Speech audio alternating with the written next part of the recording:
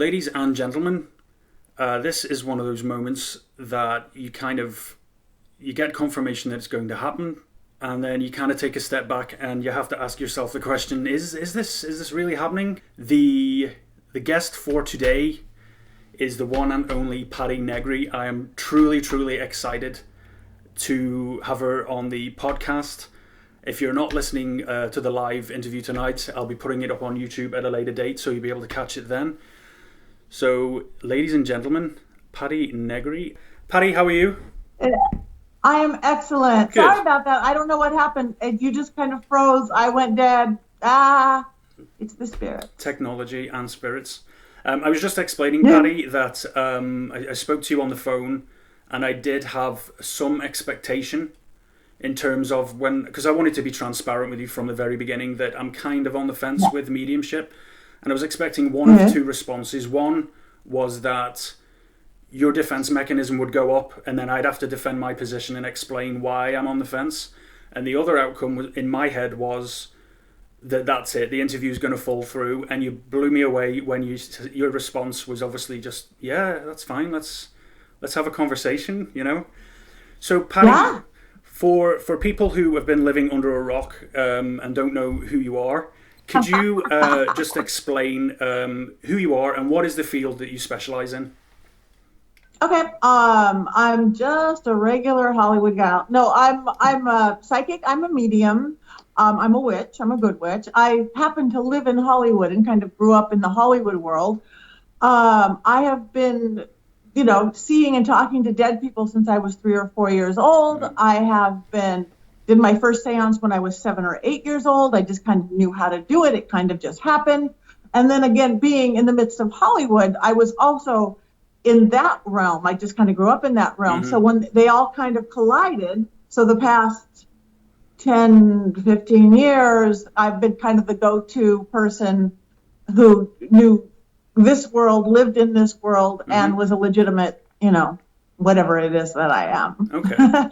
So I work regularly on Ghost Adventures. That's the show. I work a lot of shows, but that's actually the one everybody watches. Yeah, that's like your core go-to in terms of where people probably around the world know you from, but obviously more local to Hollywood. You're known for the more broad spectrum of the work that you do. Yes, I see clients regularly at my home. I do a lot of teaching. I do a lot of speaking. I tour. I do the cons. I speak at everything from colleges to,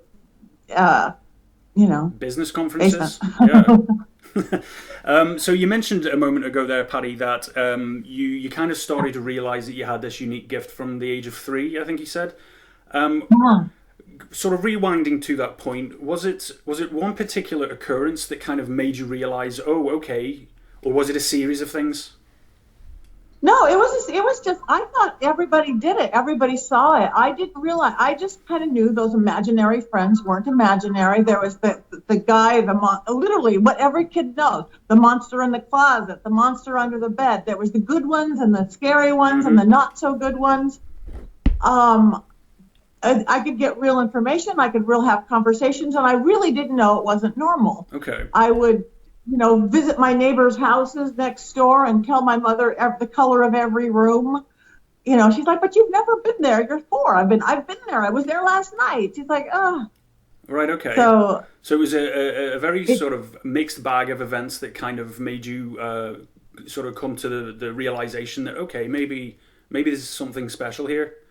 It's not something special that everybody didn't see, because I remember when that first little seance at 7 or 8, and my girlfriend Sherry Jones and I came up with my first chant. Again, I realized I didn't know any dead people, and so I'm like, Marilyn Monroe and John Kennedy, they're dead. They're only famous people I've heard of. So I came up with my first conjure, and literally my lightless, windowless, suburban little Los Angeles area hallway filled with lights and orbs and moving. And we're like screaming, but I was screaming for joy. My friend Sherry Jones wasn't screaming for joy so much. Like, but I'm like, this is real, and we can control this. We could, whatever this veil, I was starting to figure out what it was. We could lift it. We could peek under it and around it. We could shut it. And I think the fact that I've always also known how to shut it Yeah. has been my sanity in this town. Because you don't want to walk around talking to ghosts in the grocery store, No, or I no, don't. I just no. want to just, Generally, the public reacts quite that negatively to other that. half of Yeah. my day, not talk to anybody's dead mom. Yeah. So Just So you obviously you're going through these. It's almost like a spiritual transition in your early life. You mentioned obviously you were jumping for joy with the whole the flooding of light that you relate to Marilyn Monroe and JFK. What was your whether it was overall them or not. what was your overall feeling? Was there confusion? Was there fear? Was it just this overwhelming feel of enlightenment the whole time? No, I think it was the best combination of excitement and fear, because they're very same level, vibration levels. Energy is what I see. Vibrations Yeah. are almost what I see, and people get so afraid of fear. It's like fear with the tiniest tweak is excitement, Yes. and and it's so easy it's your perception of things. So again, at that age, I'm just kind of dancing between the two, but I just knew that this wasn't imaginary. I got real information, real stuff that they could do. So as I got older, I was lucky, and I think in a sense that I wasn't really raised with any kind of a strong or any kind of a religious belief, or it wasn't, oh, that's of the devil, or that's evil, or your daughter's crazy. Quite the opposite. Actually, my grandfather was this very famous atheist, leader of the Humanist Society. He was very academic. He hung out with famous people like Isaac Asimov, Carl Sagan, Norman Lear, Steve Allen, all these big academic, science-minded, non-spiritual, non-religious people. So I even thought the word God was a dirty word. We don't talk about that thing. Okay. But I would drive in my car, and we'd pass a church or a temple or a synagogue or a mosque, and I'd see the energy, and I'd want to go in. I'd see that there was something different there. Okay. And I think I was 13 by the time I was brave enough to ask if I can go to church, a regular Christian church, because there was some cute, Christian rock and roll band that I wanted to go see at 13. And my mom's going, yeah, you can do anything you want. And I'm like, I can do anything I want. And thus I became a seeker.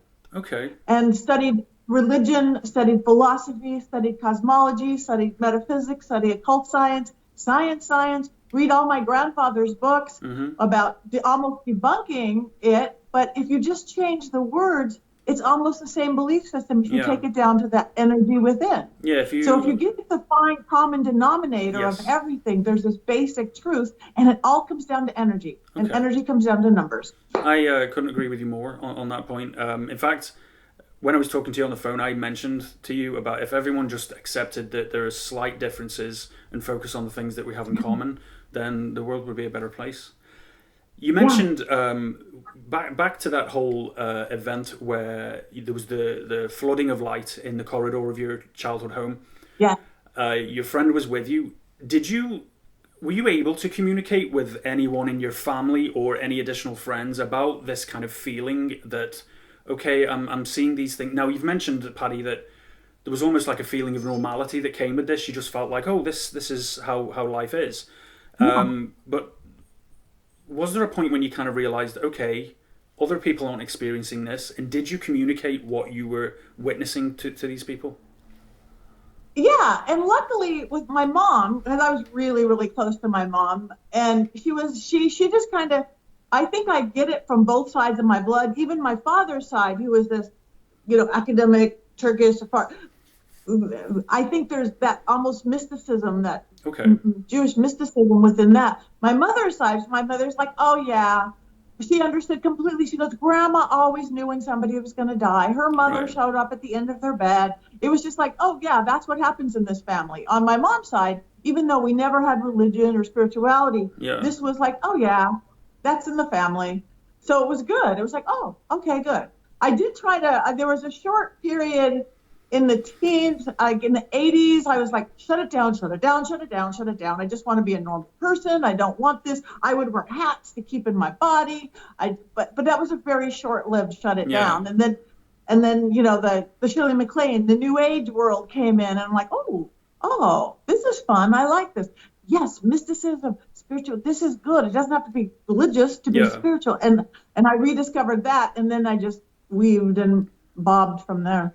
You know how you said during the 80s there was this trying to close it down, as you said, you put on the hat to try and shut it off, essentially. Mm-hmm. What do you think kind of triggered that sudden change of attitude? Was it society? Was it pressures from people around you? What was it that triggered it? I think it's just that growing up kind of when you want to blend in and be like everybody Yeah, else. society. I don't think anybody ever. I was actually strangely pretty shy when I was young. Right. But I don't think I was out of ridicule or anything. I just so wanted to fit in and so wanted to be like everybody else. Yeah. And before I really knew how to control this energy, I didn't want to be, seeing spirits in the grocery store or the club or where you're out dancing and stuff. And I didn't know how to control even astral travel. And I learned that putting on a hat would do it. Okay. You thought luckily hats were in, and putting on a hat will do it. I don't need to put on a hat anymore. I have a really good on-off switch. Yeah. Which makes the on that much stronger and the off.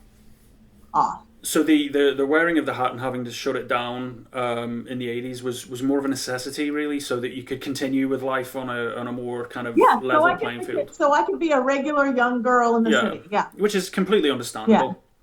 Yeah. So life continues, your talents are expanding, shall we say. Was it yourself that realized that you could build a career on this, or were you kind of steered into it? That just happened. Okay. That just happened. I found the pagan path somewhere in there in those 80s too. Like, oh, I like this. This religion's a little squeaky clean. This is a little, I like this kind of embracing the more shamanistic, embracing nature, how the path I was taking. So I was doing that secretly, but I was also, like I said, I was an actor, and then I became a producer pretty young in Hollywood. Yeah. And I ran a production company, I still have it, called Brain Brew Entertainment. And we did live corporate shows, really corporate. So I'm putting on big song and dance extravaganzas for like Mattel, IBM, Microsoft, very cut and dry. It's like, those people can't know that I talk to dead people and dance around bonfires and really, I have to keep that very separate, even more than my Hollywood performance work. So I kept it really, really separate. And then, years later, and again, I lived this complete life, and then there was this persona on the outside. I never lied about it, just nobody knew about it. I saw people quietly, I read tarot, I did seances and rituals, but very private. And then in the big economic crash of 2008, I guess, when I was very big in both worlds, all of a sudden corporate entertainment became a dirty word. Yeah. Even because of all a bunch of people misusing it. And you were closing our company. We can't give them a big song and dance extravaganza. We can't do this. And at the same time, reality TV was going up, up, up, up. And I remember one friend asking me, who knew that I was really able to conjure the dead in a seance. And there was this TV show called Mobile Home Disaster on CMT, Country Music Television. And they asked me if I would do a seance. And I'm like, well, nobody in the whole world is going to watch a TV show called Mobile Home Disaster on Country Music Television. I'll do it. That'll be fun. And I loved filming it. I loved this genre of reality. Again, from my acting roots, you didn't have to memorize anything. You got to be you. You're authentic you. I've never faked anything, never will. You got to be you. They would follow you around with 3 cameras. It's like, and do what you do. It's like, this is great. And I just like the medium. And I give my message to get across in the medium. But still, I figured nobody'd watch it because I don't want to mess up my business. And then I remember after it aired, my first corporate client who called me up and she's like, Patti, I didn't know you were the paranormal. I'm like, I'll never work for Union Bank or whoever they are again. And she's like, I love the paranormal. And we had the best and most personal, intimate conversation ever. It did not help that corporate business, for at least with her, but I just went, But at the same time, that business kept going like slowly down, dying a hard death. And this other, I became, again, the person to call. I knew camera angles, I knew this, but I was legit at what I did. So they just kind of did a big crisscross reverse. And then I found myself, it's like, I worked so hard at the other job, which I still love. And I will always, I don't think I'll ever give up my company because I have the best actors, and every once in a while somebody wants because it's very interactive, it's very immersive. Yeah.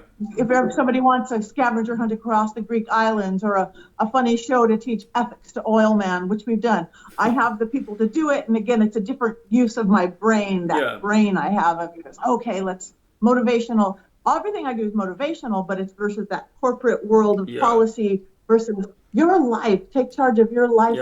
Magic. So they just did a complete reversal. And one day I'm going, wow, this is more fun. This is this. Financially and everything, they just took a big switch. And I'm really glad, because now I'm really following the path that I think I'm supposed to follow in the bigger scheme of things. Yeah.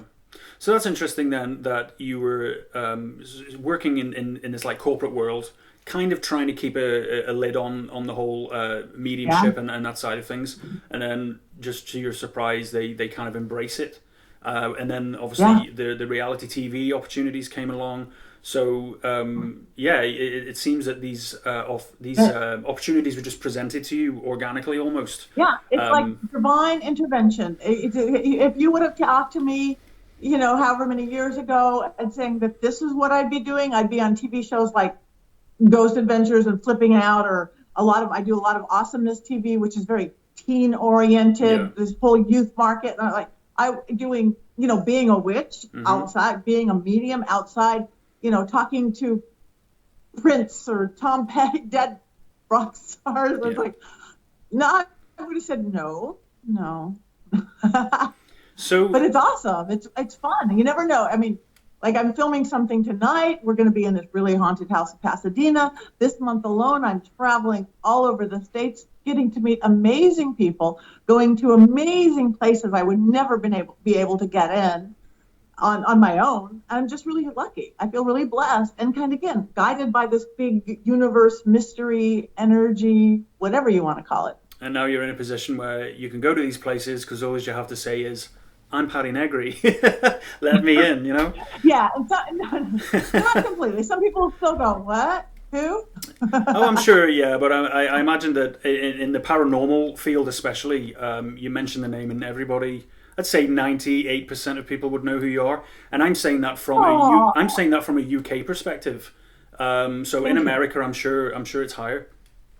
Now, I have to touch on this. It is wild. I'm walking down, again, because I live in the middle of Hollywood, so tourists come and stuff, and you really don't see that many people you recognize in Hollywood, but I'll be walking down going to, like, my club, Cloak and Dagger, club I go to, and like a lot of Europeans, I'm just like, oh, it's Patti, or in the grocery store. It's like, oh, that's so sweet. Because again, I'm just me. I'm not any different. I am not a movie star. I'm just Patti, and I just do it in a bigger market sometimes. I think that's one thing that took me back, Patti, if I'm completely honest with you, when I spoke to you on the phone. I'm not going to lie, I was nervous. Because I was expecting, I don't like using the word ego, but I was expecting some kind of barrier. And you answered the phone, and he was like, "Hi, Patti speaking," and I was so nervous. My first response was, "Hi, is that Patti?" And you were like, "Yes, it is." And talking to you was like, even my nerves settled, and then by the end of the conversation, I put the phone down, and I was like, "Wow, that was amazing. That was so not what I expected, in a really good way." So I thank you for that, for making me feel more confident and a lot more comfortable than when I initially picked the phone up.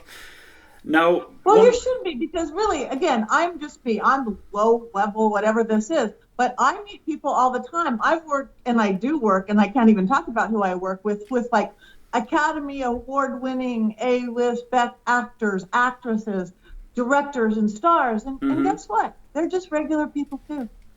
Some people you do have to put more of a barrier, or they wouldn't have a breath to themselves. Sure. But as a rule, once somebody is really confident in who they are, or competent in who they are, they're just their regular selves. Yeah. I think it's some of those struggling on the way up people who really aren't certain themselves that have to put on more of an air. Yeah, they're clawing their way. People are pretty cool. Now, one thing I do have to touch on, Patti, if you don't mind, is a lot of people in your field of work, they face a lot of hard times in terms of hardcore skeptics. Especially when money is made on the back of it. Have you personally had to deal with that kind of hardcore skepticism? Sure. I mean, because sadly, in this business, there for every one real and legitimate, whether it's a psychic or a medium or a magical practitioner, for every one in real and legitimate, there's about 200,000 fakes and scam artists. Mm-hmm. Some are not gifted at all. They know the tricks of the trade. Some are gifted, but their goal isn't to help you or enlighten you. It's to take your money. Yeah. So so if you walk in to see somebody, it's the $25 street corner psychic. All of a sudden, oh no, you have a demon attached, and that's another $3,000. I was with this beautiful couple. They came to see me because some other kind of well-known psychic had already gotten $25,000 from them, telling them that they had a curse on them for love. They were happy, they were married, they were 9 months pregnant, there was no curse about love. Had already got 25 grand and wanted another $75,000 to get this horrid curse off. I'm like, there is no curse. There has never been a curse. 99.999% of the people who think they have a curse do not have a curse. Mm-hmm. And people who base off fear and control of people, sadly, we do have to fight that because there is such bad. Actually, we're a little not real active right now, but in I think 2012, somebody called me and they said they were doing a magazine article on the 10 best psychic mediums. I'm like, great. Why are you calling me? Because again, that was when I was just out there, but not this. They go, no, not the most famous, not the most rich, but the ones that reputation wise. And so they interviewed me and like 9 others. And the publisher of the magazine said, oh my, he was this academic, he was a linguist, he speaks like 21 different languages. He's a lawyer, and he goes, oh my God, he fell in love with us going, if anybody needs a professional organization, it's you. Doctors have them, lawyers have them, teachers have them, plumbers have them. You need them because, again, there's so much riffraff. Mm-hmm. So he started the American Federation, which is international, of certified psychics and mediums, where you go through complete testing. You say you're an astrologer, you know astrology. You say you're a psychic, you're tested and tested and tested. You say you're a medium, you're tested. It's, even if you want to claim witch or magical practitioner, you're tested and tested. Background checks done. So if you see somebody certified, you go, okay, they're legit. They've never been arrested for being a scam artist. They're not. What you see is what you get. There's no wrong charging something, whether you're a $25 psychic or a $5,000 psychic or a $200 psychic. You don't do the upsell and now, oh gosh, yes, your chakras are dirty. So you're getting someone saved. So, but yes, like you do get that. And even in the industry, because a skeptic, I love skeptics. I love, because I want to talk. I don't get offended by them. But somebody who's really not open to skeptic, you'll never be able to convince them. I could show the miracle, an alien can land, there could be a Moses burning bush. I could be levitating off my seance table and they're talking to their dead mother and they won't believe it because, it's a trick. There's nothing, and that's okay. I don't have a problem with that. Yay to you. No one has to believe. There's a billion paths to live your life. Yeah. If anybody's even a religion or belief system, now that I've kind of seen the through line, from driving Hollywood, California to Hollywood and Island, there's a million ways to get there. Yeah. By boat, by plane, there's not a right way to get there. No. There's a faster way and a slower way. So, but yeah, the skeptic thing, I know I haven't got much bad press, but there's one place, because again, I'm really careful. One place I saw the first time, it was like fakepsychics.com or something. Right, okay. And I saw that and and they were talking about one of my ghost adventure exercises, episodes. They said, and she looked at the camera, or she knew where the camera was. I was like passing out in the bathroom or something, and they go, and it says on her IMDb, which is your movie database, it says she's an actress. Yeah, you could be an actress and not act and have a gift. Yeah. But there was nothing about that I did that was bad or wrong. They were just looking at how I knew camera angles or something. So, but I just, instead of getting all upset by that, I went, all right, this is a sign I've made it. I'm important enough for somebody to say I'm a fake. But speaking of skeptics, when I spoke to you on the phone, the word skeptic was used quite a lot, and it was probably from me more than you. Mm-hmm. Now, I would say I'm skeptical. I'm on the fence as regards the whole field of mediumship, and I'll explain why. in terms of what makes me skeptical is, as you touched on earlier, I've seen people pulling the cold reading trick. I've seen people who were stating that they're not researching a location or a person, and then it turns out a few years down the line, oh no, they have a guy who does the research for them, and they're being fed it in an earpiece. Yeah. So I've witnessed that. I can cold read myself, not to any degree that I'd be able to make a career from it, but I know the technique that is used. However, in my early teens, there was one Saturday morning that I woke up and I saw a little girl. I don't talk about my experiences publicly very often, so you should feel special. Till now. So I wake up early one Saturday morning. I'm about 13 years of age, and I see in the middle of my room a little girl sitting down with her knees up to her chest, and she's crying. It didn't feel uncomfortable or aggressive, but I obviously felt a little bit like startled by the whole thing. Didn't really talk about it, maybe mentioned it a few years down the line to, say, my parents or something like that, but obviously it was brushed off as imagination, right? Fast forward about 10 years, and I meet a lovely woman by the name of Helen, who works in a very similar capacity to yourself in terms of the spiritualism and mediumship. She offers me Reiki. I explained to her what my position is, that like, look, I'm kind of skeptical about this. And she said, well, you know, what can go wrong? So I said, okay, fine. And then after we'd finished the Reiki session, she said to me, do you realize that whilst we were having that Reiki session, a little girl walked into the room and stood next to you and tried to hold your hand?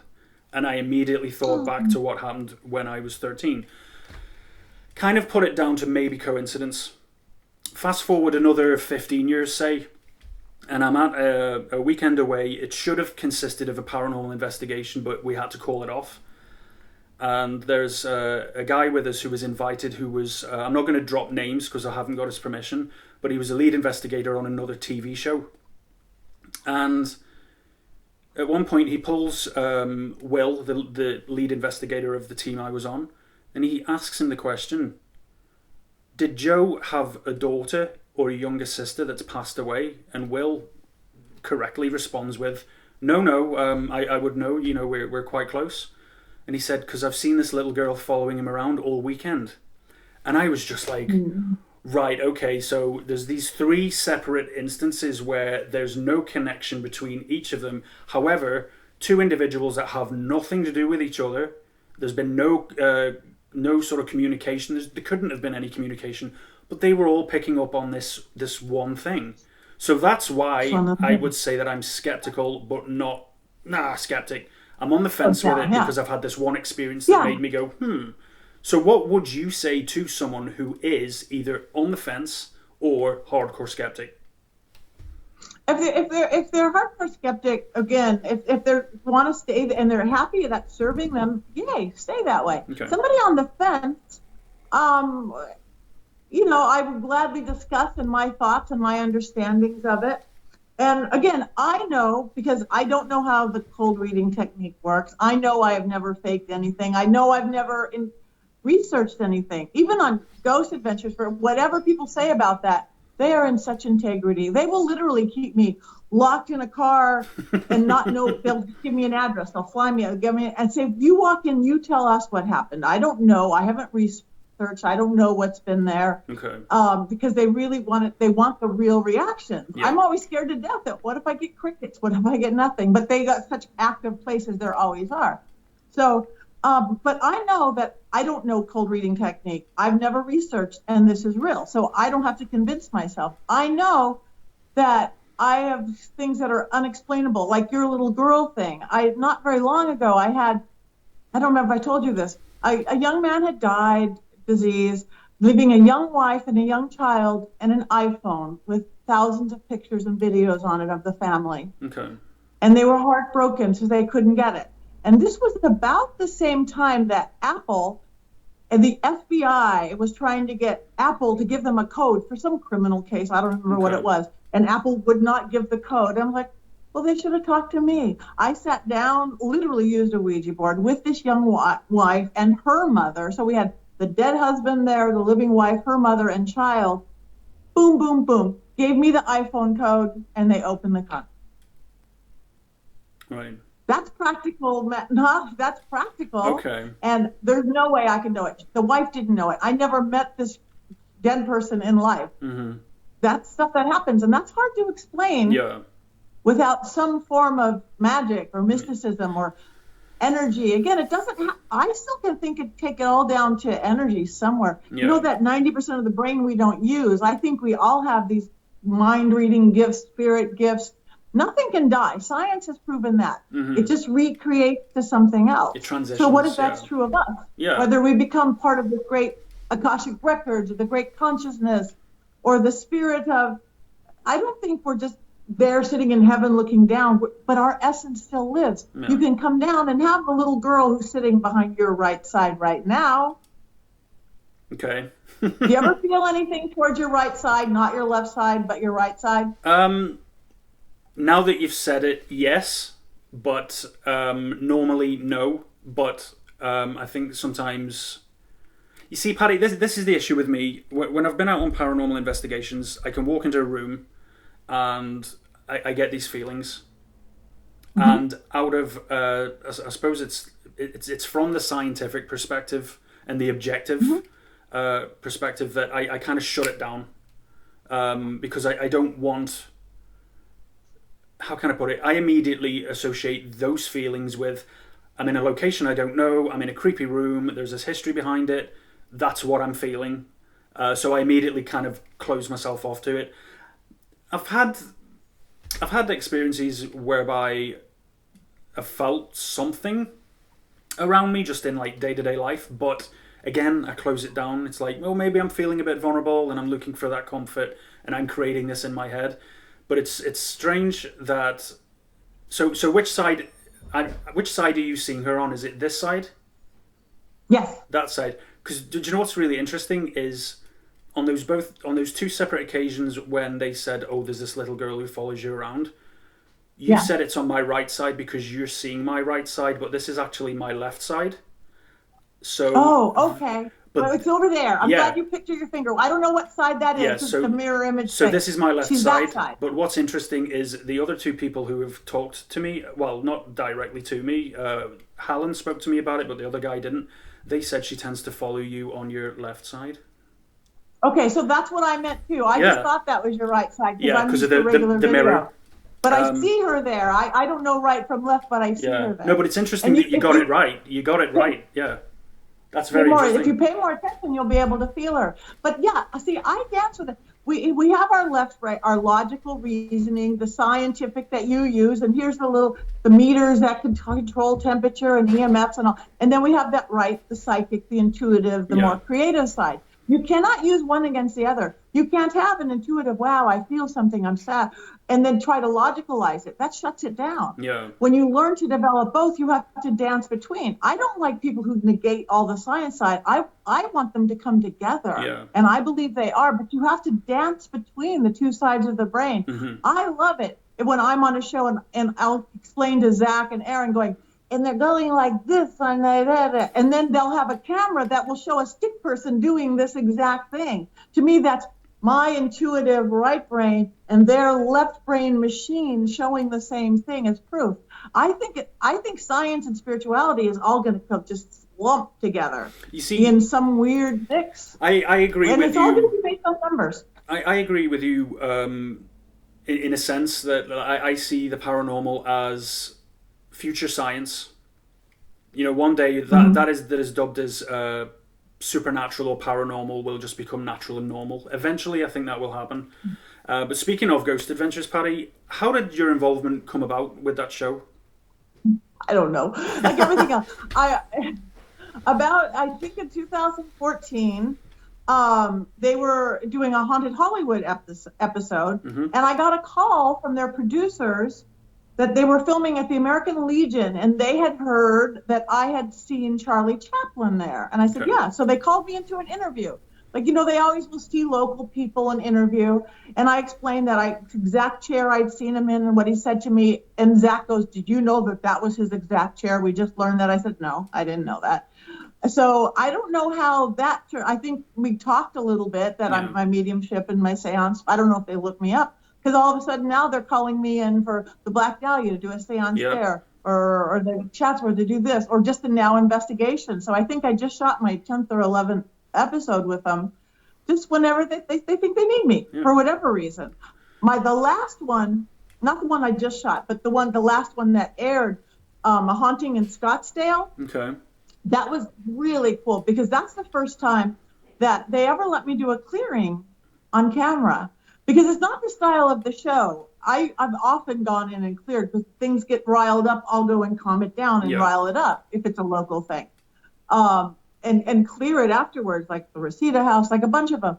But it's not the style to show it. We've actually, during seances with Zach, we've crossed over spirits. We've sent them to the light, but they will never show that on camera. No. But this is the first time in the Scottsdale episode, A Haunting in Scottsdale, that Zach said, okay, you were requested by the homeowner, who I had not met yet, and they're going to do their lockdown, and after lockdown, you come back and you cleanse the house. And they actually filmed me, and they showed me doing some of my cleansing techniques, and I went right to the mirror that they had all their experience, which I had no idea, and I said, this is the mirror. So it actually helped their investigation. That was an episode that's already aired, is that correct? Yes. I remember that episode actually I because it was... can't talk about anything else. No, that's fine. No, understood. But that, I must admit, that episode did make me go, because there was something about that mirror that was attracting Zach's attention and also Aaron's attention. Yeah.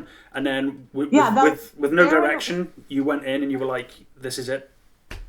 That this was is it, yeah. That was so and interesting. I had no idea. Again, they sent me, I was 10 miles away from where they were. They sent me off to a hotel while they were doing lockdown, and I came back. So I had no idea that they had. But yeah, they had that little dancing SLS camera that showed the in and out of the thing. And that's normal to me. Again, when I was a kid, I thought everybody saw this. So, what is your well, in terms of your appearances on Ghost Adventures, what's your favorite episode? I think Black Dahlia was the hardest. Yeah. I liked it because I like a challenge. I'm a challenge girl in life, because I allowed that spirit to channel through me, and it's so dark. That serial killer, he was a doctor. He really hated women. He was a torture murderess, and I allowed him to come into me because, again, I know what I'm doing. Nobody else should do that. Yeah. Don't do this at home. But when you've studied your whole life, there's not a week I'm not still in school. It's like, I don't know this. I'm studying Tibetan Buddhism. I'm studying Peruvian shamanism. I'm studying because it's your knowledge base. It's my tool base is knowledge, and techniques and practices. So I think that one was pretty amazing, because to walk into that house, you just walk in and you were walking in thick soup. It's beautiful. It's a famous Lloyd Wright house, and you walk in and you go, wow, you feel the torture that he did to these people. So that was really hard. I don't know. Each episode has its own little thing. Like when they did Reseda, the Reseda House of Evil, that's the one that I couldn't clear. That's the one house I've never been able to clear because the drug use was so bad, and it got such dark entities in. And then the drug use sort of continued. Actually, it would have killed my friends. They're not in it anymore. But the fact that they came out to try to help that house, so that was special to me. I don't know. They each have different, because everyone's so different. No. It makes perfect sense that there's moments out of each time you've worked with the crew that you can pull out and kind of hold on to. It's always an adventure, because, again, like I said, I have no idea unless I sent them somewhere. Like I sent them to Reseda, so I'm hardly in that episode because, again, they know I know the house. Yeah. I was there. I explained what's what. It went back to interview thing. Where Chatsworth, I had no idea. It was an address you walk in. He had me walk through, and I, choking myself in the bathroom where I guess the woman had been suffocated, but I didn't know any of that. So they give me more chance to do investigation or seance when I don't know the house. But Reseda, I was glad they went there, even though I was hardly on camera, but they went there. It was really great. That's very interesting, Patti, that you say that because you knew the location, they didn't invite you. Whereas I think a lot of people or teams, whether on camera or off camera, would go down the route of, this person knows this location, so we should invite him. So that sort of just adds to the legitimacy of the work that they're doing as a paranormal team. That is why they're in their 10th year. Yeah. And again, they are 120% committed. I mean, I remember early before I did watching the show going, it seems a little so heightened. It's like, I see why people go, it's not real, but it is real. It's because they're like 10-year-old boys, and they give them 120%. They dial it up to 12. Yeah. So when you see these big guys with t-shirts and then they run, it's all legit. They believe me. When like the last year, the 4-hour Halloween special, which was crazy, we are sequestered. We are across the street. We know nothing going on. Mm-hmm. Nobody. The Halloween before that, when he had me locked in a little trailer cabin, and I had no idea who was there. That Bloody Mary was there. That Sebastian the Vampire was there. Lady Snake, the bad witch was there. Yeah. I had no idea. He just put me in a thing and said, they tell me what's going on. So I'm just stream of consciousness going, a little girl. So no, they are in complete integrity. They will lock you in the trunk of a car if they have to. Let's hope it doesn't come to that, No. Let's But talk in about... the van. They leave you in the van a lot. Yeah. A lot. The production van, you stay here. They put the air conditioner on. They'll give you snacks. They'll give you everything. But wait here until we fetch you. Yeah. But again, it's that sort of... I think it's very easy to say that, it's not real for this reason and that reason. But as you've just said, the things you don't see on camera are kind of what add to the legitimacy of the work that they're doing. The fact that they're keeping you away, and then they're saying, right, okay, coming in. The fact that you knew Reseda House, and they're saying, no, you know this, so you stay away. It just adds to it. It just adds to it. No seance there, because again, it could have been knowing the location. No investigation there. If you watch that episode, I think it's on tomorrow again. As I think the Black Dahlia might be on tomorrow. It's marathon. It's out in America anyway. Yeah. I know Europe's different, but you will see, and that's why. And I love that. Not that I wouldn't have liked to be in a bigger part of my friends in Reseda's house. Yeah. But I understand why I wasn't, because they don't. Even though they're accused on a constant basis, they will never break that integrity. No, which is good. Let's talk about this. Patti, I got this in the mail yesterday, and I've read some of it. Not all of it, I'm not going to lie. I've read the majority of it. I love the way that this is written, because as a skeptical, on-the-fence kind of guy, I wanted to be able to pick this up and just say, okay, I want to understand your perspective on things. And it's written in such a way that it's like you are sitting in the room and you're talking, as opposed to me reading words from a page. So it's written in a really beautifully clear way. So I don't want to say too much about it because it's your book, Patti. What is your book, and how can people get a hold of it? Okay, it's called Old World Magic for the Modern World. You could buy it on Amazon. You could buy the print copy. You could buy it, download it by 1 minute from now. And now I just had an actor do the audio copy, so now it's audiobook too, since so many people like audiobooks. And I actually wrote it because I got tired of saying the same thing over and over again.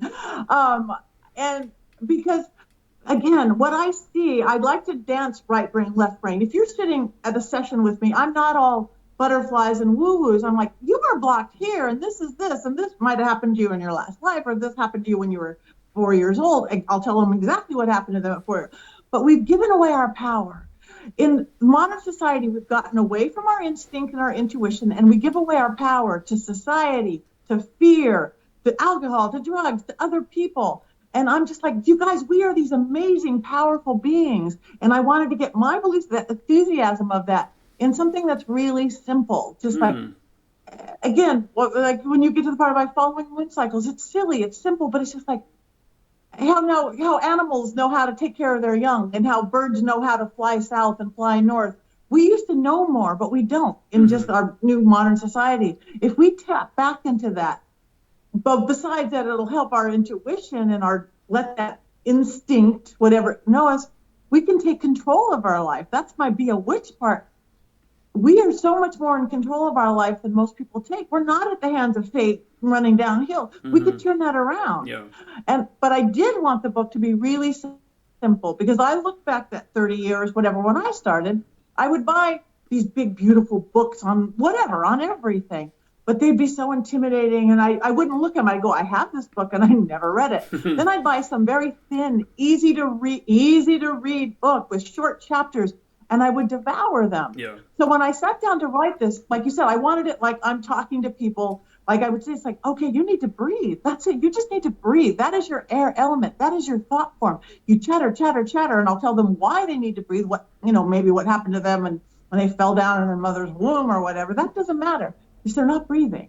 So I wanted it simple. So I honestly spent as much time unwriting it as writing it, just to make it just simple. I think that's so people can just go, oh, got it. That's a good sign, or a very strong sign of a good writer, though. The fact that you were peeling away at the things that weren't required, and you were like, no, this is the core of what I'm getting at, and this is all I need. Right. But I love the way it's written, as I've said just now, and I love the fact as well, Patti, that the first chapter is actually, it's autobiographical. It's about your life, and I'll be honest with you, now that we've gone through the earlier questions for the interview, as I was reading the book, I thought, this answers all of the questions from my interview. So I was like, should I change the questions? But I thought, no, we're going to go ahead with it. Yeah, because I think if things qualify, I'd like to know if I'm reading something, because now we have the internet where 100 million people are experts on the little finger or whatever they're experts on. And how do you know they're really? Yes, you could have somebody with a lot of numbers and letters behind their names, the doctorate or whatever, but I wanted to qualify just who I am, what I am, not justifying, just like, this is why I know what I know and do what I do and believe what I believe. You don't have to believe it or no, but I just wanted it so people can go, okay, I get it. So just again there, Patti. And people relate to that, which is great, because we all have that growing up story. We all have those challenges along the way. Mm-hmm. So just to cover it again there, Patti, where the name of your book and where can you get it from? The book is called Old World Magic for the Modern World, Tips, Tricks, and Techniques to Empower and Create a Life You Love. That's the longest part of the book, is the title. Everything else is short. And you can get it on right now. It's just on Amazon. Amazon in every country, hard copy, ebook, or audiobook. I also sell them when I'm appearing all over the place this month, especially in next month when I do conventions and conferences and stuff. I have them for sale there, and then I sign it for you and stuff. But then you got to be live and nationwide with me. But otherwise, you could have it. I promise. By the end of this broadcast, you could have my book. In relation to, I'm just very aware of time, Patti, and obviously you're a busy person. Would you have time for a few silly quick fire questions? I would love it. Okay. What is your favorite movie? It's an old classic, but I'm going to go Casablanca. Okay, good choice. Favorite band, musician, or song? This is where people are going to hate me. Kenny Loggins of Loggins and Messina. It shows my age because I fell in love with him when I was a little kid. And it's a song that my favorite song is not even a known song. It was never a top 10. It's called Viva La. It's kind of a sailor song. Okay. Again, it was a B-side of when they had B-sides of things. But Okay. Kenny Loggins, always been my man. If there was a historical figure that you would want to sit down and have a conversation with, who would it be? You probably have already had that conversation. I've talked to them all. No, I think I would like to talk, and she hasn't even been dead that, and she wasn't that bad. I would like to talk to Mother Teresa. Mm-hmm. What kept her going? Okay. What it's like? What's she? Okay. So humble, so it's beautiful, amazing. Favorite TV show aside from Ghost Adventures, obviously. Okay. Currently, I think, honestly, I love, and I'm blanking out on the name of it. It's the one that Fiona plays a vice president, or she plays a secretary of state. I think it's Madam Secretary, which is a regular network show. It's Madam Secretary, but it's intelligent with an intelligent woman leader. Yeah. It's political. It's a little left wing. And so I love that. I love lots of shows. I don't have time to watch them. There's a billion really great, clever cable shows. I love John Oliver. I love watching that talk show format. I love all the talk show guys. But if you just had a regular TV show that's a TV show, I like Madam Secretary. Okay. Red or white wine? Pink. Rosé. Okay. I drink all of them. It's like winter, I always drink red. Okay. Summer, I always drink white. But right now I'm on a pink kick. Rosé. Okay. It's very popular here in LA right now. Everybody's drinking pink, so I'm just following You're the going crowd. with No, it. it's good. And Yeah, no, I like them all. the last question, Patty. When I called you on the phone the first time, could you tell that I was nervous? I only because your first answer, hi, this is Patty. Is this Patty? I'm touch base. But after that, no, you're charming. You're Thank beautiful. you. Thank you. I That try. shows through. Remember, I see energy. It's not just what I'm hearing or seeing. And everybody does this. We have that. You walk into a room. Doesn't everybody walk into a room and you go, ooh, this person, oh, this person. Ooh, Yeah. we all have that. Mhm. It's the energy. It doesn't matter if we're on the opposite sides of the world and we're just on a telephone call. You feel it if you trust yourself and listen to that and feel it. I saw your heart. I saw your beauty. I saw you're a high vibration, pretty magical guy, whether you're a skeptic or not. Thank you very much. So, Patty, it's been an absolute pleasure speaking with you. Thank you so much for agreeing to do this. It's been an absolute pleasure and a highlight for me.